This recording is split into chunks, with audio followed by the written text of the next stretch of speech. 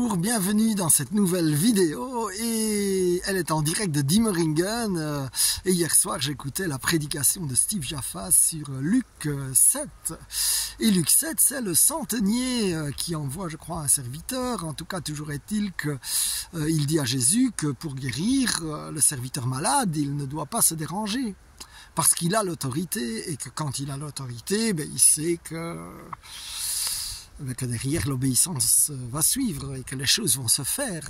Et d'ailleurs la personne dit elle-même, je suis soumis à une autorité et lorsque moi-même j'ai l'autorité et que je dis à mon serviteur va, il va, et lorsque je dis viens, il vient.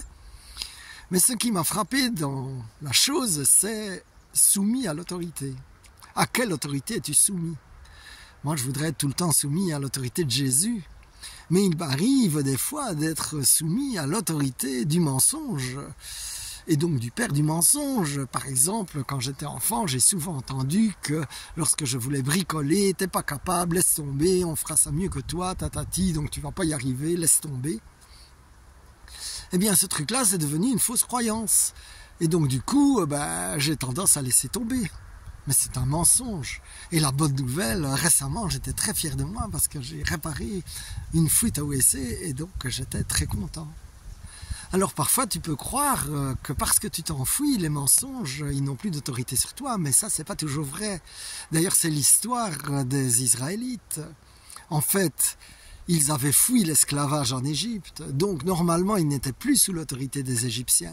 Mais on voit bien lorsqu'ils sont dans le désert que dès qu'il y a un problème, etc., ils veulent toujours retourner sous l'autorité des Égyptiens, ce qui montre que quelque part, ils n'avaient pas vraiment lâché l'autorité des Égyptiens.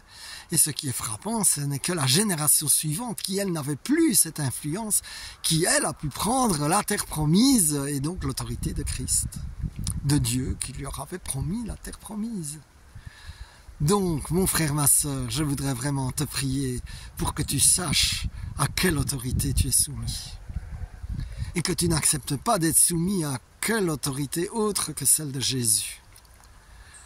Alors déjà, j'appelle cette bénédiction, cette faveur, cette révélation sur toi. Au nom de Jésus. Amen, amen, amen. Sois béni.